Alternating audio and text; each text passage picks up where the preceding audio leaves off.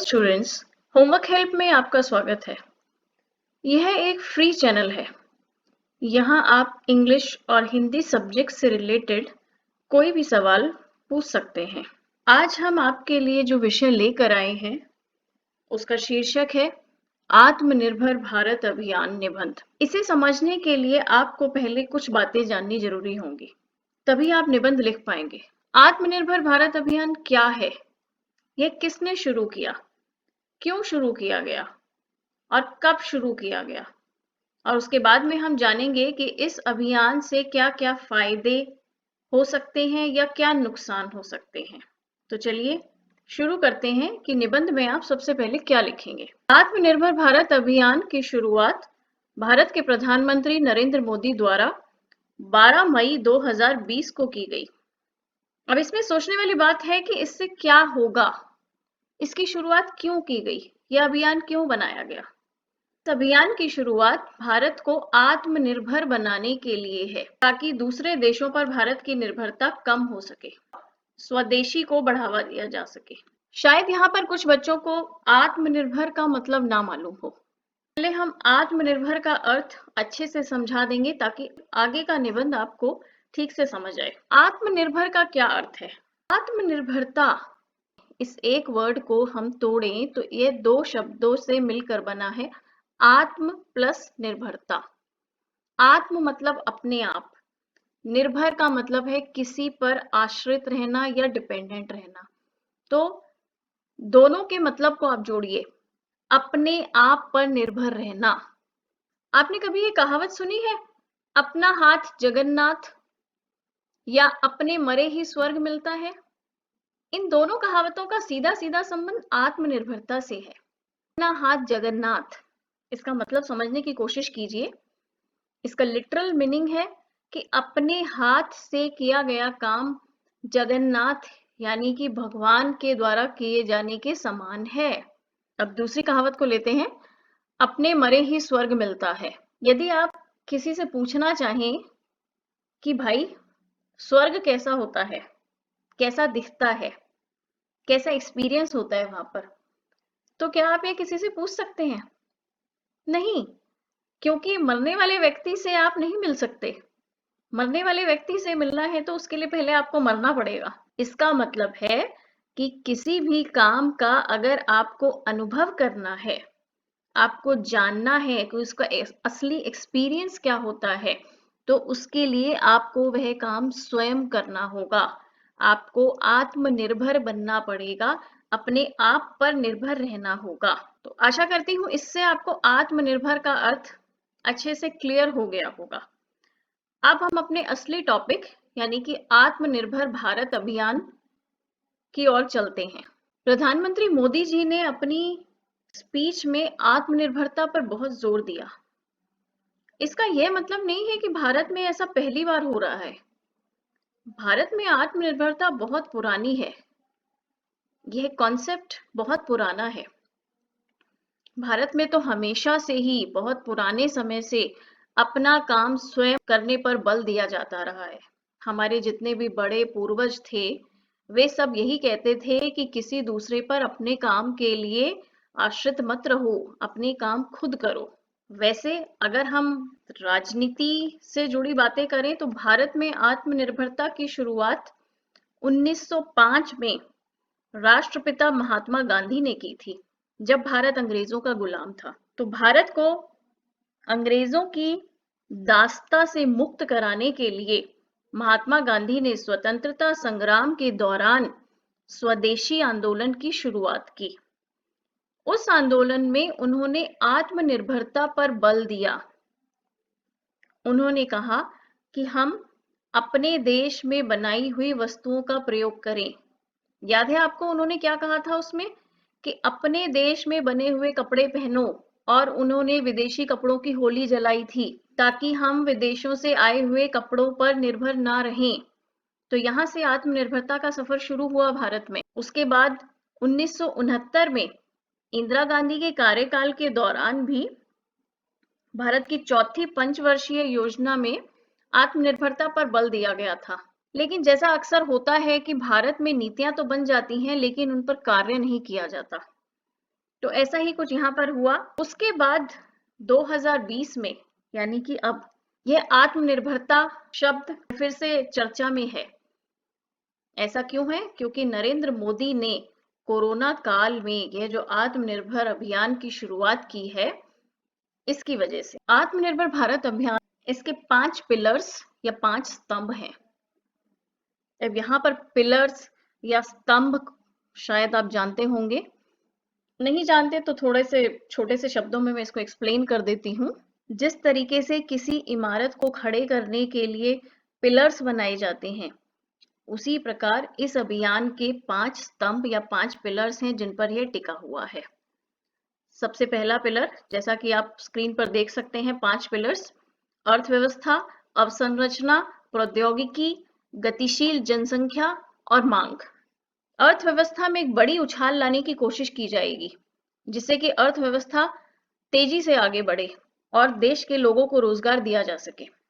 रोजगार देने के लिए आधारभूत संरचना में, इंफ्रास्ट्रक्चर में बहुत से सुधार करने होंगे, बहुत से बदलाव करने होंगे, जिससे कि हमारे देश की बनी हुई वस्तुएं, जो कि क्वालिटी में अक्सर बाहर से आने वाली वस्तुओं से पिछड़ जाती हैं, उनकी क्वालिटी को हम सुधार सकें, उनकी गुणवत्ता को सुधार सकें, जिससे वह विदेशी वस्तुओं का मुकाबला कर सकें, उनसे प्रतिस्पर्धा कर सकें। उसके लिए हमें क्या चाहिए? उसके लिए हमें चाहिए लेटेस्ट टेक्नोलॉजी, प्रौद्योगिकी, बढ़िया मशीनरी, जिससे कि हम बाहर से बनी हुई वस्तुओं का मुकाबला कर सकें। इकोनॉमी, इंफ्रास्ट्रक्चर और टेक्नोलॉजी में सुधार किया जाएगा तो उसके बाद हमारी जो जनसंख्या, प्रधानमंत्री नरेंद्र मोदी ने इसे वाइब्रेंट डेमोग्राफी कहकर संबोधित किया है। वाइब्रेंट डेमोग्राफी का यहाँ पर क्या मतलब है? वाइब्रेंट का वैसे मतलब होता है कलरफुल, रंगों से भरा हुआ, रंग बिरंगा। अब भारत की इतनी विशाल जनसंख्या है, तो ऐसा नहीं है कि उससे सिर्फ हमें नुकसान ही है, उसके हमें बहुत फायदे भी हैं। हमारे पास जोश से भरी जनसंख्या है, हमारे पास युवा शक्ति का विशाल भंडार है।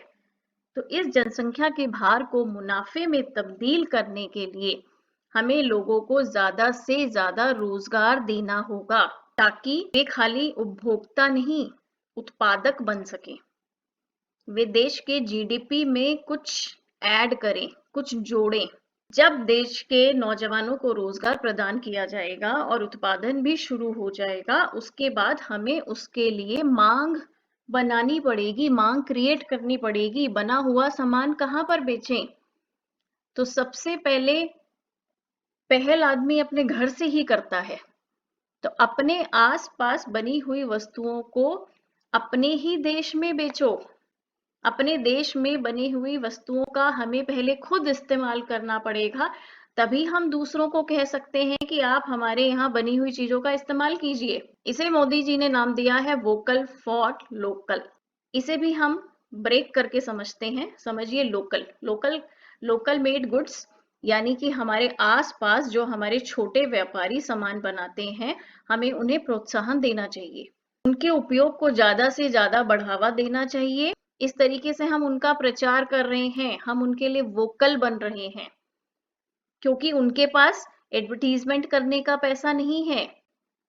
अगर वो एडवर्टीजमेंट करेंगे तो प्रोडक्ट की कॉस्ट बढ़ जाएगी, इसलिए हमें उनके लिए एडवर्टीजमेंट करनी है। तो इसे नाम दिया गया है वोकल फॉर लोकल।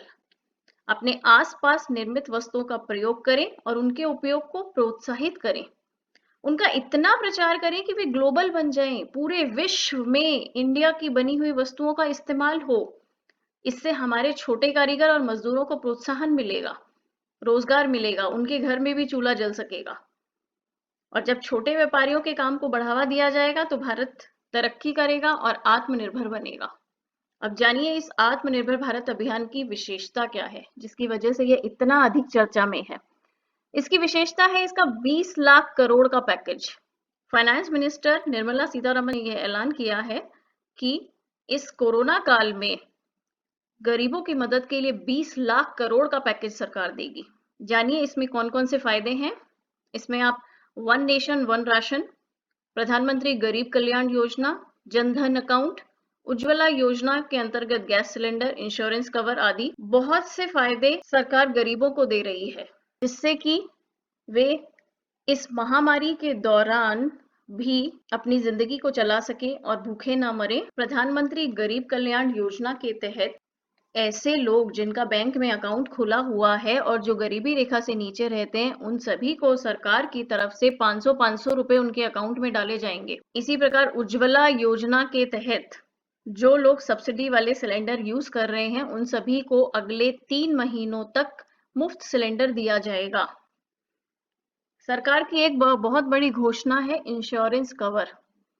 जैसा कि हम देख रहे हैं कि हमारे पुलिस कर्मचारी, स्वास्थ्य कर्मी, ये सभी लोग अपनी जान की परवाह किए बिना लोगों के लिए लड़ रहे हैं, कोरोना मरीजों के लिए लड़ रहे हैं। हमने देखा कि पिछले कुछ महीनों में बहुत से डॉक्टर, नर्सेज और स्वास्थ्य कर्मियों की जान भी चली गई इस कोरोना रोग से संक्रमित होने के कारण। ऐसे लोगों के परिवार को चलाने के लिए सरकार ने इंश्योरेंस कवर की घोषणा की है।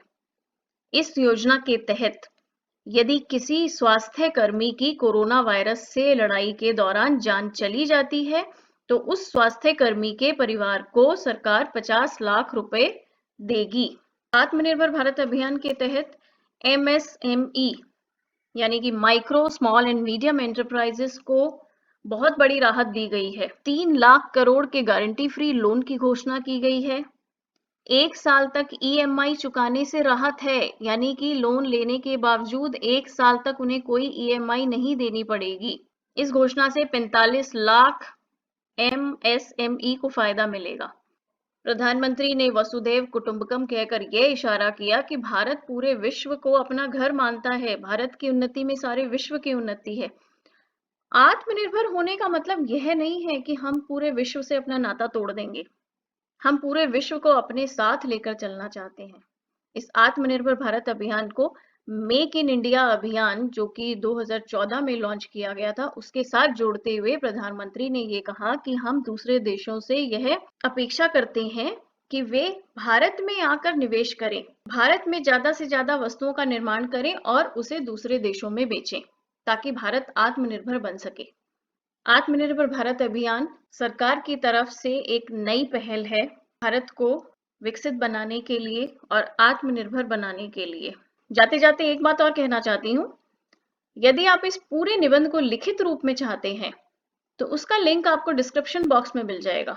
आशा करते हैं आपको यह निबंध आत्मनिर्भर भारत अभियान पसंद आया होगा। यदि आपको कोई भी डाउट है तो आप कमेंट सेक्शन में जाकर लिख सकते हैं।